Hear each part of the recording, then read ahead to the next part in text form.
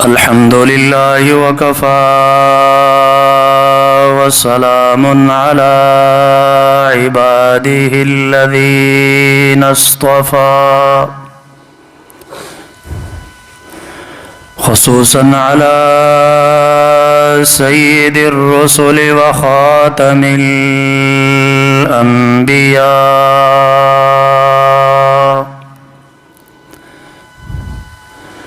وعلى آله وأصحابه الأتقياء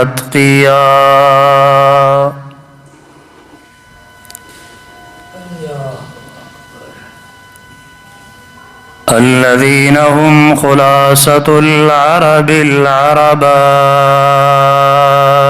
وخير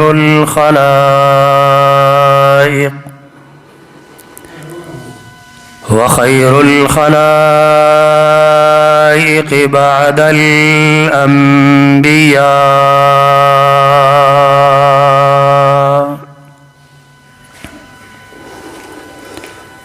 أما بعد فأعوذ بالله من الشيطان الرجيم. بسم الله الرحمن الرحيم.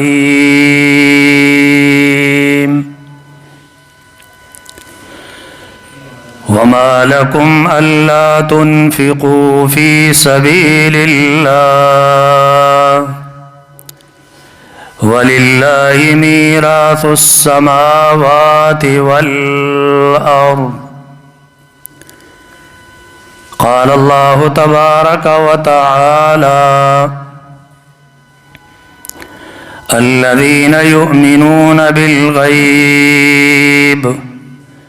ويقيمون الصلاة ويؤتون الزكاة.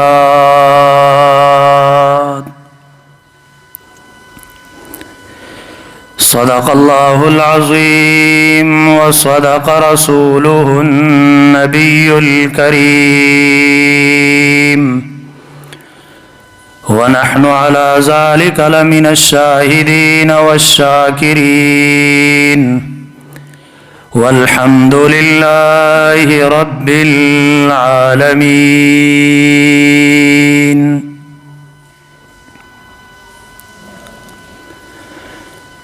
خاک مجھ میں کمال رکھا ہے، خاک مجھ میں کمال رکھا ہے، مولا تو نے سنبھال رکھا ہے۔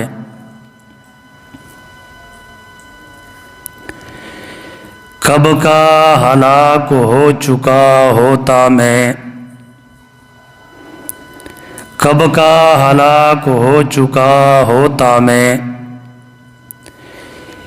الہی تیری رحمتوں نے پال رکھا ہے۔ میری زندگی کا مقصد تیرے دین کی سرفرازی، میری زندگی کا مقصد تیرے دین کی سرفرازی، میں اسی لیے مسلمان، میں اسی لیے نمازی۔ تمام حضرات بآواز بلند ایک مرتبہ نماز والا درود شریف پڑھیں۔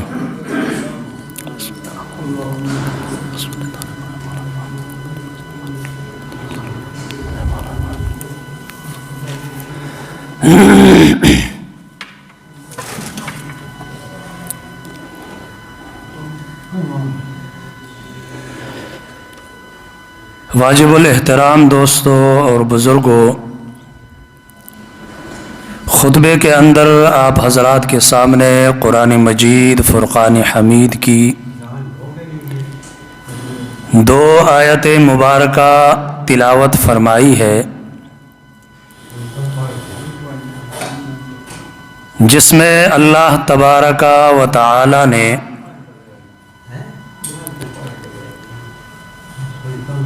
اہل ایمان کی نشانیاں بتلائی ہیں۔ الذین یؤمنون بالغیب ویقیمون الصلاۃ ومما رزقناہم ینفقون، کہ وہ لوگ جو پردہ غیب میں اللہ کی ذات پر ایمان لاتے ہیں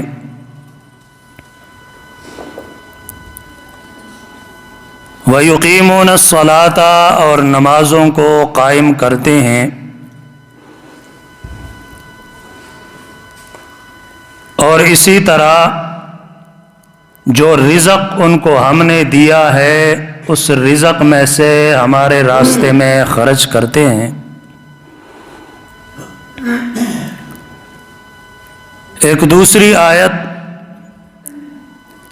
وَمَا لَكُمْ أَلَّا تُنْفِقُوا فِي سَبِيلِ اللَّهِ، تم کیوں نہیں اللہ کے راستے میں خرچ کرتے؟ وَلِلَّهِ مِيرَاثُ السَّمَاوَاتِ وَالْأَرْضِ، اور آخر کار یہ زمین و آسمان اللہ ہی کے میراث ہیں۔ شریعت محمدیہ صلی اللہ علیہ وسلم نے اپنے ماننے والوں پر چند چیزیں فرض فرمائی ہیں جن کے بارے میں آقا نامدار صلی اللہ علیہ وسلم نے فرمایا کہ بنی الاسلام علی خمس، شہادت ان لا الہ الا اللہ وان محمد رسول اللہ ویقیمون الصلاۃ ویؤتون الزکاۃ وتحج البیت۔ پہلے نمبر پر اس بات کی گواہی دینا کہ اللہ کے علاوہ کوئی الہ، کوئی معبود، کوئی مسجود، کوئی رزاق، کوئی خالق، کوئی مالک نہیں ہے، اور دوسری گواہی کہ اللہ کے پیغمبر محمد مصطفیٰ احمد مجتبیٰ صلی اللہ علیہ وسلم اللہ کے رسول ہیں۔ تیسری چیز نماز کو قائم کرنا، چوتھی چیز ہے حج بیت اللہ، پانچویں چیز ہے زکوٰۃ ادا کرنا۔ یہ پانچوں چیزیں گویا کہ اسلام کی بنیاد ہے۔ اگر ان میں سے ایک چیز مفقود ہو جائے،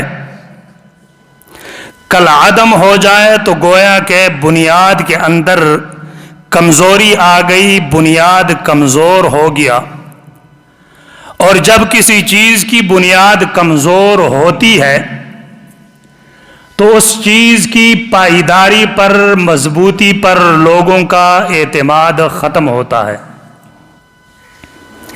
تو یہ پانچ چیزیں اسلام کی بنیاد ہے۔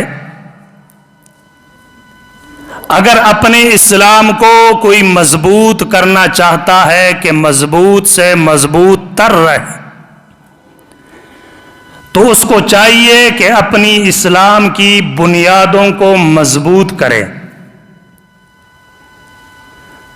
عام عمارت کی مضبوطی ہوتی ہے کہ اس کی بنیادوں کے اندر سریا ہو، کنکریٹ ہو، بجری ہو، سیمٹ ہو، تو بنیادیں مضبوط ہوتی ہیں۔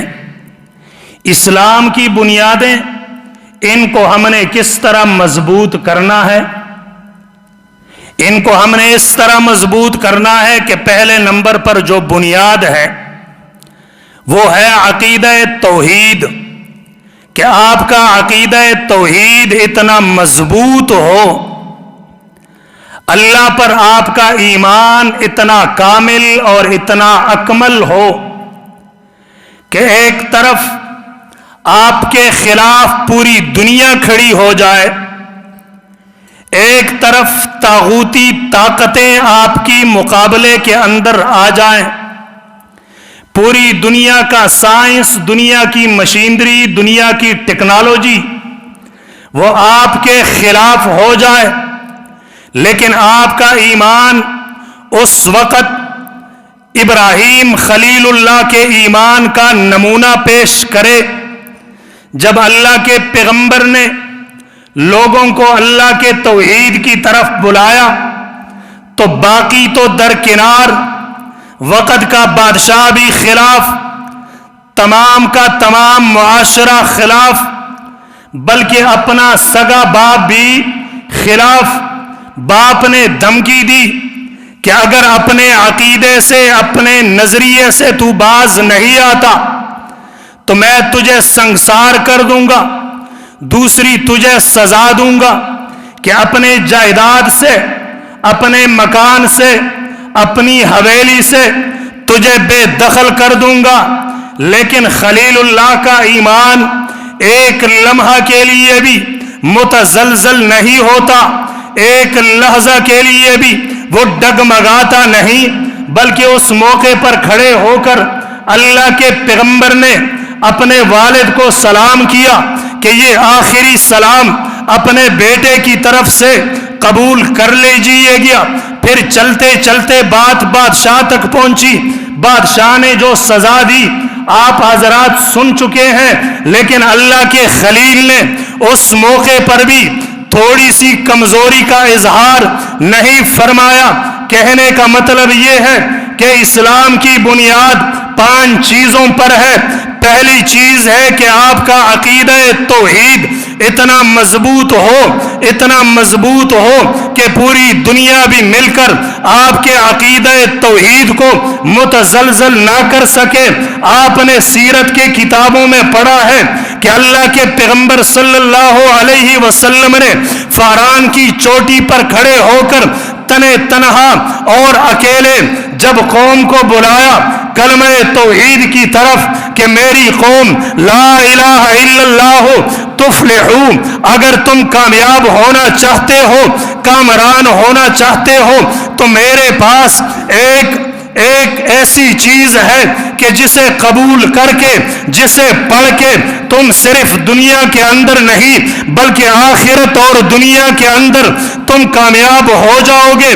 تطیعکم العرب والعجم، اگر کلمہ توحید پڑھا تو صرف عرب نہیں، صرف مکے کی دھرتی نہیں، صرف جزیرت العرب نہیں، بلکہ اس کلمہ توحید کی برکت سے تمام جہان کو اللہ تمہارا متی، تمہارا فرمان بردار بنا دے گا. اور آخرت کی جو انعامات ہے، جو احسانات ہیں، وہ تو ان گنت ہے. لیکن قوم نے جواب کیا دیا، قوم نے پھولوں سے استقبال نہیں کیا، قوم نے اللہ کے پیغمبر کی حوصلہ افزائی نہیں کی، بلکہ قوم نے کھڑے ہو کر بیک زبان ہو کر کہ الہذا جماعتنا تبلک یا محمد، کہ معاذ اللہ ثم معاذ اللہ، اے محمد صلی اللہ علیہ وسلم تو ٹکڑے ٹکڑے ہو جائے، تو نیست و نابود ہو جائے. اس وجہ سے ہمیں بلایا تھا کہ ہمیں بلا کر ہمارے سامنے ہماری معبودوں کی برائی کرے. اور جس نے سب سے پہلا پتھر مارا تھا وہ کون تھا بھلا پتہ ہے؟ وہ کس پتھر مارے؟ سب سے پہلا جس نے اللہ کے پیغمبر کو کلمہ توحید کے پاداش میں پتھر مارا تھا وہ اللہ کے پیغمبر کا سگا چاچا تھا، ابو لہب تھا. سب سے پہلا پتھر بھی مارا اور سب سے پہلے بددعائی جملے بھی اس نے کہے تھے. یہ جو آج کل لوگ کہتے ہیں نا میلاد کو ثابت کرنے کے لیے کہ جی جب اللہ کے پیغمبر پیدا ہوئے تو جس نے سب سے پہلے خوشی منائی ابو لہب تھا، جس نے لونڈی کو آزاد کیا ابو لہب تھا، جس نے 100 اونٹوں کی قربانی کی ابو لہب تھا، جس نے تمام مکے کی دعوت کی ابو لہب تھا، جس نے اتنا سب کچھ کیا اللہ کے پیغمبر کے دنیا میں آنے کے لیے. اس نے خوشی کا اظہار کیا، اللہ کے پیغمبر کا میلاد منایا. اس وجہ سے باقی تو وہ جہنم میں ہے، لیکن جس انگلی سے اس نے اشارہ کیا اپنی لونڈی کو، صوبیہ کو، کہ جا تو آزاد ہے، اگر واقعی میرا بھتیجا پیدا ہوا ہے، میرے بھائی کے گھر کے اندر بیٹا پیدا ہوا ہے، تو اس انگلی سے اس نے اشارہ کیا کہ تو آزاد ہے. تو اب اس انگلی سے انہیں پانی ملتا ہے. سمجھ آ رہی ہے بات کی؟ یہ میلاد ثابت کرتے ہیں. میلاد بھی کہاں سے ثابت کرتے ہیں؟ جو اللہ کے پیغمبر کا سب سے بڑا دشمن ہے، جنہوں نے سب سے پہلے اللہ کے پیغمبر کو پتھر مارا، اللہ کے پیغمبر کے لیے بددعائی جملے کہے، اس سے یہ میلاد ثابت کرتا ہے کہ اس انگلی سے اللہ انہیں پانی دیتا ہے. لیکن اگر قرآن پڑھتے، قرآن کو سمجھتے، تو ان کو سمجھ ہونا چاہیے کہ قرآن کے اندر اللہ نے ایک سورت نازل فرمائی ہے جس کا نام ہی تبت ہے. تبت یدا ابی لہب وتب ما اغنی عنہ مالہ وما کسب سیصلی نارا ذات لہب وامرأتہ حمالۃ الحطب. کہ اللہ نے فرمایا کہ تباہ و برباد ہو جائے ابی لہب، ان کے دونوں ہاتھ ٹوٹ جائیں. جب اللہ نے انہیں پکڑ لیا اور جکڑ لیا، نہ کنبہ قبیلہ آیا چھڑانے کے لیے، نہ مال دولت نے اللہ کے عذاب سے چھڑایا، نہ خاندان نے اللہ کے عذاب سے چھڑایا. قرآن تو اسے بددعا دیتا ہے، اس کی ہلاکت کی، تباہی اور بربادی کی. اور یہاں لوگ دلیل پکڑتے ہیں کہ جی انہوں نے میلاد کی خوشی منائی تو انگلی سے. تو یہاں اللہ نے فرمایا تبتی یدا. یدا عربی میں کہتے ہیں ہاتھوں کو، دونوں ہاتھوں کو کہتے ہیں یدا، ایک ہاتھ کو کہتے ہیں ید. تو یہ جو انگلی ہے یہ دونوں ہاتھوں سے باہر ہے کہ ہاتھوں کے اندر ہے؟ ہاتھوں کے اندر ہے نا. تو قرآن نے کہا کہ تبتی یدا، اس کے دونوں ہاتھ، بولو یار، دونوں ہاتھ ٹوٹ جائے. تو جب قرآن نے بددعا دی تو یہ انگلی ہاتھوں کے اندر آئی کہ نہیں؟ قرآن کہتا ہے کہ تباہ و برباد ہو جائے، اور عاشق رسول کہتا ہے کہ نہیں، اس انگلی سے اسے پانی ملتا ہے. اب ہم کس کی مانیں؟ قرآن کی مانیں یا ان کی مانیں؟ تو کہنے کا مطلب یہ تھا کہ اسلام کی بنیاد 5 چیزیں ہیں. پہلے نمبر پر عقیدہ توحید ہے. آپ کا عقیدہ توحید اتنا مضبوط ہو، آپ کا عقیدہ توحید اتنا مستحکم ہو کہ پوری دنیا آپ کے خلاف ہو جائے، پوری دنیا اپنے ٹیکنالوجی سمیت، اپنے کاروائیوں سمیت، اپنے مال دولت کے ساتھ آپ کے مخالف کھڑی ہو جائے، لیکن اللہ پر آپ کا اتنا بھروسہ اور اتنا توکل ہو کہ آپ کہیں کہ یہ دنیا میرا ایک بال بھی ٹیڑھا نہیں کر سکتے. دوسرے نمبر پر اسلام کی بنیاد وہ اللہ کے پیغمبر صلی اللہ علیہ وسلم کی رسالت کا تصدیق ہے، عقیدہ ختم نبوت ہے. آپ کا عقیدہ ختم نبوت اتنا مضبوط ہو کہ دنیا کا کوئی مرزائی، دنیا کا کوئی قادیانی، دنیا کا کوئی رافضی، پوری دنیا کا مال و دولت آپ کے قدموں کے اندر ڈھیر کر دے، پوری دنیا کی حکومت آپ کی جوتی کے نوک پہ رکھ دے، لیکن آپ کا عقیدہ ختم نبوت اتنا مضبوط ہو کہ آپ دنیا کو ٹھکرا دے، مال و دولت کو ٹھکرا دے، لیکن عقیدہ ختم نبوت پر کمپرومائز نہ کرے. تیسری چیز جو بنیاد ہے اسلام کی، وہ نماز قائم کرنا ہے. نماز اتنی ضروری ہے کہ قرآن مجید کے اندر سینکڑوں آیات ہیں. اللہ تبارک و تعالی نے فرمایا ہے کہ نماز ہر حال میں ادا کرنی ہے. جب تک زندگی اور سانسوں کا رشتہ ہے تب تک نماز کے اندر سستی اور کوتاہی یہ شریعت برداشت نہیں کرتی. جب تک آپ زندہ ہیں، آپ ہوش و حواس کے اندر ہیں، تب تک آپ نے نماز قائم کرنی ہے. سیرت مصطفیٰ صلی اللہ علیہ وسلم اس پہ شاہد اور گواہ ہے کہ اللہ کے پیغمبر صلی اللہ علیہ وسلم کی آخری عمر کی جب بیماری نے شدت اختیار کی، اللہ کے پیغمبر چلنے سے قاصر رہے، سر کے اندر شدت کا درد ہے، شدید بیمار ہیں، لیکن اس موقع پر بھی اللہ کے پیغمبر صلی اللہ علیہ وسلم نے صحابہ کرام کو بلایا، اور بلا کر اللہ کے پیغمبر نے فرمایا کہ مجھے لے چلو سہارے سے تاکہ مسجد جا کر میں نماز ادا کروں. اللہ کے پیغمبر نے پانی کا پیالہ منگوایا. پیالہ منگوانے کے بعد اس کے اندر ہاتھ ڈبویا، غسل فرمایا، غسل فرمانے کے بعد صحابہ کرام سے فرمایا کہ مجھے مسجد لے چلے۔ جب صحابہ اٹھانے لگے تو اللہ کے پیغمبر پر غشی طاری ہو گئی، بے ہوش ہو گئے۔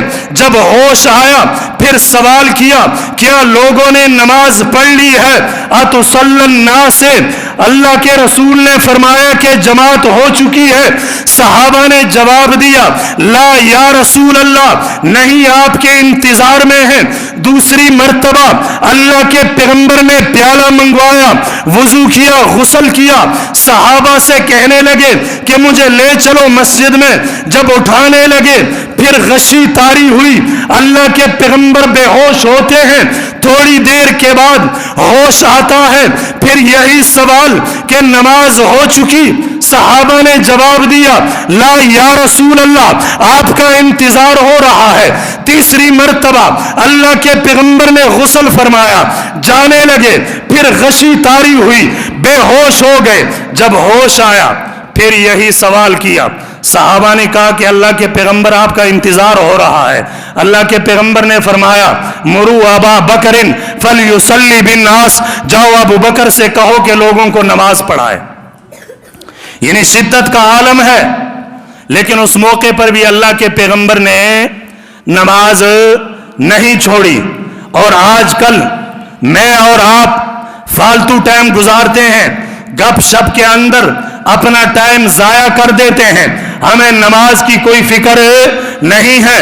حالانکہ ایک دن کے اندر 500 مرتبہ ہمارے کانوں سے یہ آواز ٹکراتی ہے کہ اللہ اکبر، اللہ اکبر، اشہد ان لا الہ الا اللہ، اشہد ان لا الہ الا اللہ، اشہد ان محمد عبدہ، اشہد ان محمد رسول اللہ، حی علی الصلاۃ، حی علی الفلاح، کہ آؤ نماز کی طرف آؤ، کامیابی کی طرف آؤ۔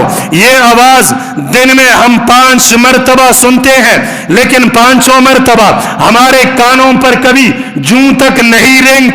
کبھی ہم نے یہ نہیں سوچا کہ آج اللہ نے ہمیں طاقت دی ہے، آج ہمارے پاس صحت ہے، آج ہمارے پاس فراغت ہے، آج ہمارے پاس ہر چیز موجود ہے، چلو چل کے نماز پڑھتے ہیں۔ کئی لوگ ایسے ہیں جنہوں نے بیماریوں نے جن کو آ گھیرا ہے، جن کے پاس ٹائم نہیں ہے، جن کے پاس صحت نہیں ہے، جو چل پھر نہیں سکتے، وہ 1000 مرتبہ خواہشوں کا اظہار کریں، لیکن اب ان کی خواہشیں کسی کام کی نہیں ہے۔ اللہ نے تمہیں مہلت دی ہے تو اس ٹائم سے فائدہ اٹھائیں، اور کم از کم ہر مسلمان کو اگر زیادہ نوافل نہیں پڑھ سکتا تو یہ 5 ٹائم فرائض تو ہمیں پڑھنے چاہیے کہ نہیں چاہیے؟ تو تیسری بنیاد ہے اسلام کی نماز قائم کرنا۔ ایک ہوتا ہے نماز پڑھنا، جس طرح ہم پڑھتے ہیں، ہمیں خود پتہ نہیں ہوتا نماز کے اندر کیا پڑھا ہے، کتنی رکعتیں پڑھی ہیں، کوئی ہمیں پتہ نہیں ہوتا۔ ایک ہوتا ہے نماز کو قائم کرنا، جس طرح شریعت نے تجھے حکم دیا ہے، آپ صلی اللہ علیہ وسلم نے کر کے دکھایا ہے، اسی طرح نماز پڑھیں گے، اور پھر دل کے اندر یہ ارادہ مضبوط ہو کہ کبھی جب تک زندگی ہے کبھی نماز نہیں چھوڑیں گے۔ اسے کہتا ہے نماز قائم کرنا۔ اور جب مرضی آئی 2-3 سجدے کیے، ٹھونگے مارے، چل دیا، جب تھوڑا سا مشغول ہوا تو کوئی پتہ نہیں کہ نماز کا ٹائم ہے یا نہیں ہے، اسے کہتے ہیں پڑھنا۔ تو ہم نے پڑھنا نہیں بلکہ نماز کو ہم نے، وہ بولو یار، نماز کو ہم نے قائم کرنا ہے۔ قرآن مجید کے اندر جو دوزخ والے ہوں گے، اہل دوزخ، ان کا اللہ نے نقشہ کھینچا ہے۔ قالوا لم نکن من المصلین ولم نکن نطعم المسکین وکنا نخوض مع الخائضین، کہ جب اہل دوزخ سے پوچھا جائے گا کہ دوزخ کے اندر کن کارناموں کی وجہ سے آئے ہو، کیوں کر اس بری جگہ میں آئے ہو، یہ بری جگہ تمہارا ٹھکانہ کس طرح بنا، تو وہ کہیں گے قالوا لم نکن من المصلین، کہ ہم دنیا کے اندر نماز نہیں پڑھا کرتے تھے، دنیا کے اندر 500 مرتبہ ہمارے کانوں سے اذان کی آواز ٹکراتی تھی، لیکن ہم نے کبھی غور نہیں کیا کہ پڑھ لیں گے، ابھی تو زندگی بڑی ہے، ابھی تو جوانی ہے، جب بڑھاپے کے دہلیز پہ قدم رکھیں گے پھر ہم سے دنیا کا کوئی کام ہوگا نہیں، تو پھر نمازیں ہی پڑھنی اور کیا کرنا ہے۔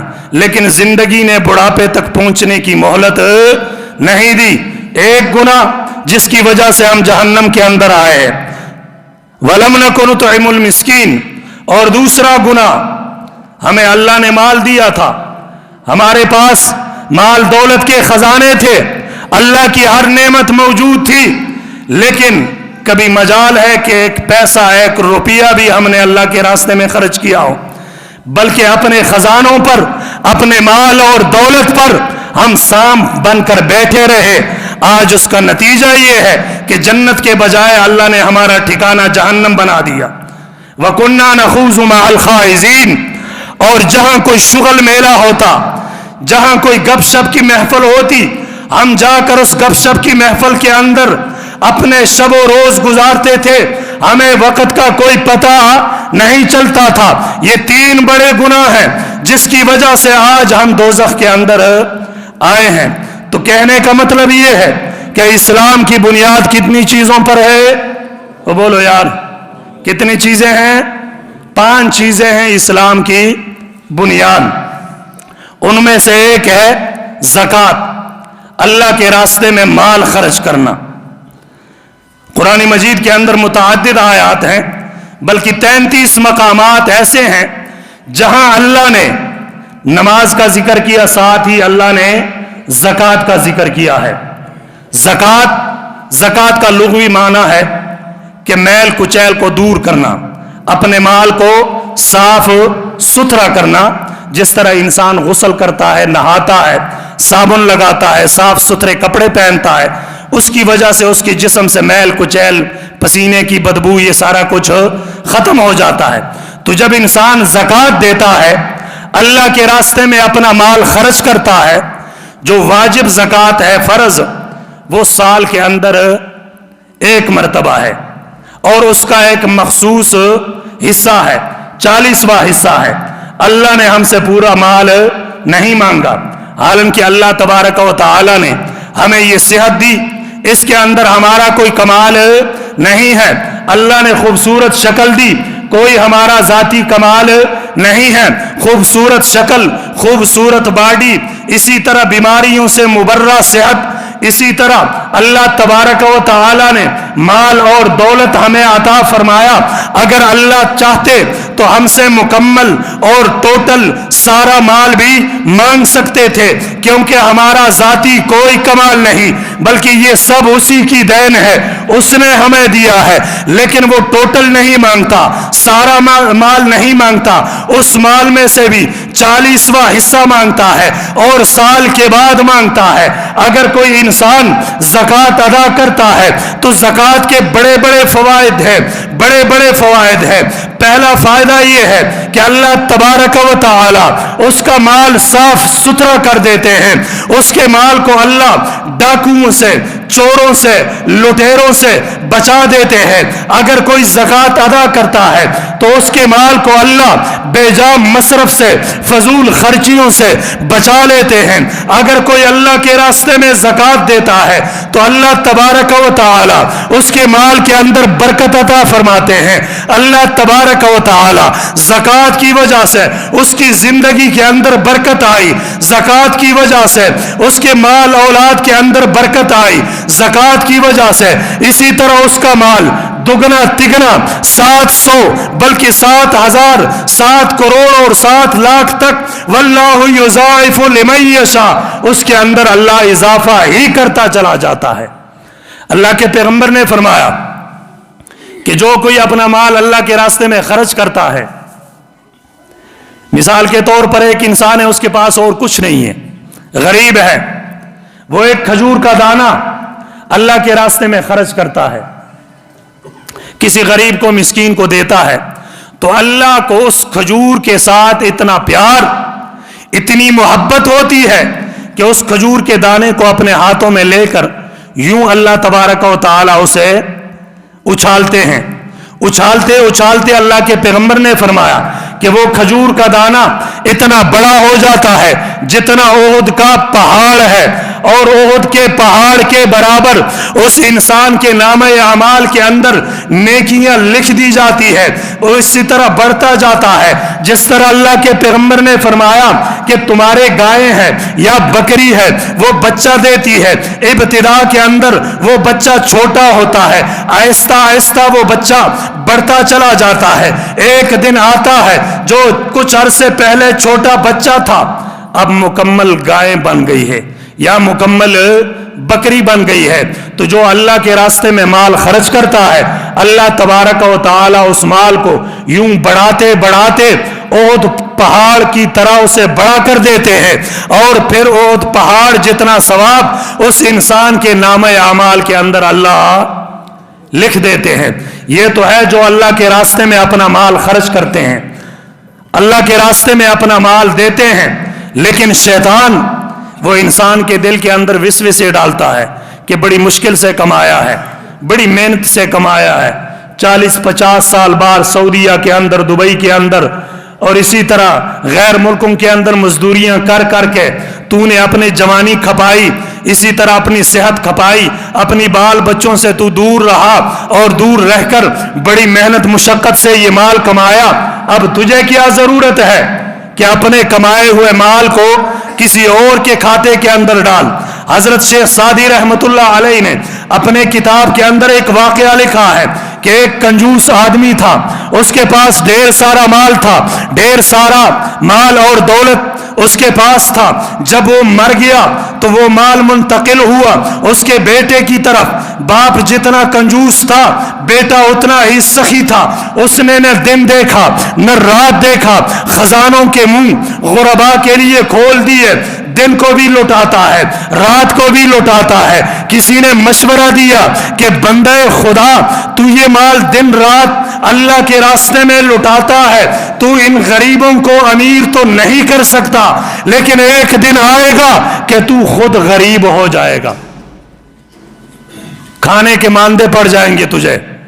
तूने वो कहावत नहीं सुनी कि एक बूढ़ी औरत ने अपनी बेटी को मशवरा दिया कि बेटी अपने जो पानी के बर्तन है ये भर के रखा करे, ये जो घर के सामने नहर बहती है ये कभी कभी खुश्क हो जाती है, तो लिहाजा अपने बर्तन पानी से भर के रख लिया करे ताकि अगर नहर खुश्क हो जाए तो तेरे घर के अंदर पानी का जखीरा मौजूद हो। ये तूने कहावत नहीं सुनी, तूने दिन रात गरीबों के अंदर माल लुटाना शुरू कर दिया है। ये तेरे इस माल से अमीर नहीं होते बल्कि तू खुद गरीब हो जाएगा। तो उसने जब ये नसीहत सुनी तो नसीहत सुन के वो बड़ा खफा हुआ और उसने कहा कि नादान नसीहत करने वाले, एक बात याद रख, ये जो माल मेरे पास आया है पहले मेरे बाप के पास था, उससे पहले उसके बाप के पास, उसके पहले उसके बाप के पास, ये चलता चलता मेरे पास आया। हालांकि मेरे बाप ने, मेरे दादा ने, मेरे परदादा ने अगर इस माल से अल्लाह के रास्ते में खर्च किया होता तो आज उनको सवाब मिलना था। अगर मैं भी इसी तरह इसको जमा करके रखूंगा तो कल क़यामत के दिन मुझे एक एक पाए का हिसाब भी देना पड़ेगा, और जो हुकूक हैं वो अदा न करने की मुझे सजा भी भुगतनी पड़ेगी। चलो माल अल्लाह के रास्ते में लुटाता हूं, कोई तवंगर तो नहीं होता, अमीर तो नहीं होता, लेकिन कम अज कम मेरे मरने के बाद आखिरत के अंदर अल्लाह मुझे इसका अजर तो अता फरमाएगा ना। समझ आ रही है बात की? तो जो अपने मालों से ज़कात अदा करते हैं, अल्लाह के रास्ते में खर्च करते हैं, अल्लाह का उनके साथ वादा है कि वो दुनिया में कभी फकीर और गरीब नहीं होंगे, बल्कि फकीर और गरीब वही लोग होते हैं जो अपने माल को ताले लगाकर उसे गिन गिन के रखते हैं। उनके दिलों के अंदर अल्लाह माल की इतनी मोहब्बत डाल देता है, इतनी मोहब्बत कि अपने ऊपर भी एक पैसा खर्च करना उनको अजाब लगता है। आपने काफी सारे अहबाब देखे होंगे जिनके पैसों के माल जायदाद का कोई हिसाब नहीं होता, मुरब्बों के मालिक होते हैं, 2-2, 3-3 सौ के उनके पास माल मवेशी होते हैं, ले उनकी जाहिरी हालत आप देख ले तो आप कहेंगे कि पता नहीं इसने शाम को روٹی کھائی ہے صبح سے ملے گی بھی یا نہیں ملے گی. اس کی کیا وجہ ہے کہ اللہ ان کو سزا دیتے ہیں کہ اگر تو نے میرے راستے کے اندر خرچ نہیں کیا تو اگر دنیا میں بھی تجھے خرچ کرنے دوں تو مجھے اپنا رب نہ کہنا. سمجھ آ رہی ہے بات کی؟ تو یہ اسلام کی بنیاد ہے. جتنا اللہ کے راستے میں خرچ کرو گے اتنا ہی اللہ تبارک و تعالی ایک خرچ کرنے کی وجہ سے آپ اندازہ نہیں لگا سکتے کہ دنیا کے اندر اللہ تبارک و تعالی جتنے آپ کو اپنی نعمتوں سے نوازتا ہے. مثال کے طور پر ایک آدمی اللہ کے راستے میں مال دیتا ہے, اللہ تبارک و تعالی اس مال دینے کی بدولت اس کی زندگی کے اندر برکت آتی ہے, اس کی زندگی سے بیماریوں کو نکال دیتے ہیں, اس کے اولاد کی زندگی کے اندر برکت آتی ہے, اس کی اولاد کو اللہ اس کا فرمان بردار بناتا ہے, اس کی اولاد کی زندگیوں سے بیماریاں نکال دیتا ہے, اس کی اولاد کی روزی کے اندر برکت ہوتی ہے. اسی طرح اس کے مال مویشی کے اندر, اس کی مال جائیداد کے اندر, اس کے مربوں کے اندر, اس کے فصلوں کے اندر اللہ تبارک و تعالی صرف ایک زکوٰۃ ادا کرنے کی وجہ سے برکت ہی برکت. آج ہم پریشان ہوتے ہیں نا, یہ خصوصاً کاروباری حضرات ہیں یا زمیندار حضرات ہیں کہ یار پتہ نہیں کیا مصیبت ہے, کما کے لانے تے پوری نہیں پمدی, لکھاں دے حساب تے کمائیے لیکن جس ویلے مہینے دے اینڈ تے آ کے ایسی حساب کرنے تے منافع کمانے دے بجائے ایسی الٹا مقروض ہوئے ہونے. وجہ کیا ہے؟ تو جو زمیندار حضرات ہیں وہ کہتے ہیں یار اتنا مہنگا بیج لے کر اور اس کو بو کر جب فصل تیار ہوتی ہے کوئی نہ کوئی مصیبت آ جاتی ہے, یا کوئی بیماری پڑ گئی, یا اوپر سے آسمانی کوئی مصیبت آئی, زلزلہ ہوئی, یا بے وقتہ بارشیں آئی. جب بارش کی ضرورت بارش نہیں, جب ضرورت نہیں ہوتی بارشیں آتی ہے, فصلیں تباہ و برباد ہو جاتی ہے. وجہ کیا ہے جناب والا؟ وجہ صرف ایک ہی ہے کہ جب اپنے مال سے ہم اللہ کا حصہ نہیں نکالیں گے تو سب سے پہلے اللہ اس مال میں سے برکت نکال دے گا. وہ مال ظاہراً تو ہمیں بہت زیادہ لگے گا لیکن اس مال کی کوئی ویلیو نہیں ہوگی, کوئی اہمیت نہیں ہوگی. جب برکت نکل گئی اور فصلوں کا جو حساب ہے, اب اگر اس تمام مجمع سے میں پوچھوں کہ کون کون ہے جو اپنے فصل میں سے زکوٰۃ ادا کرتا ہے, تو میرے خیال میں سوائے 3-4 بندوں کے اور کوئی نہیں ہوگا.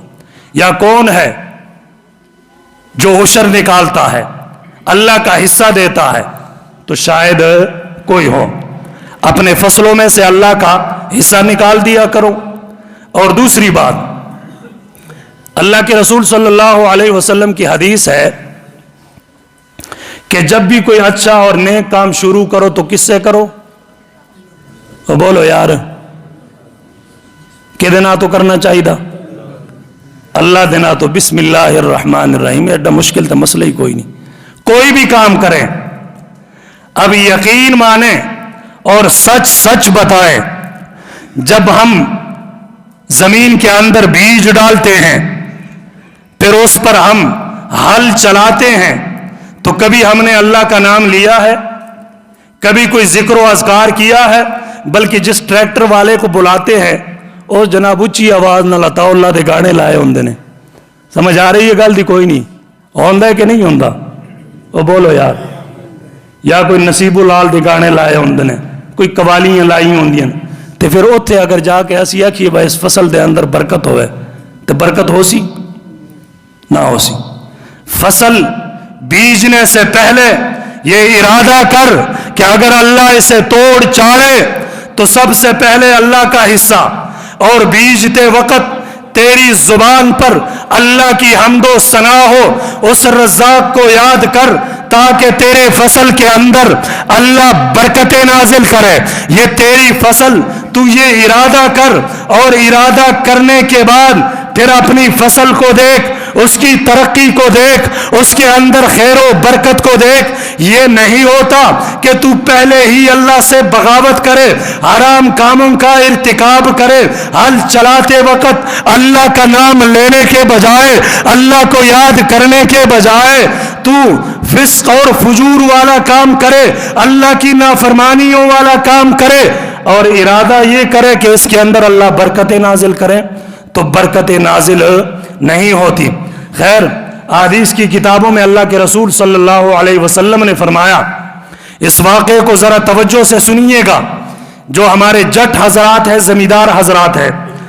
اللہ کے پیغمبر صلی اللہ علیہ وسلم نے فرمایا کہ بنی اسرائیل کے اندر بادل کا ایک ٹکڑا آیا، اور اس ٹکڑے کے اندر بادل میں سے آواز آئی کہ جو بادل کو حکم دے رہا ہے کہ جہاں فلانے علاقے کے اندر فلانے نام کا آدمی ہے اس کے ٹوٹے پر برس اور اسے سیراب کر۔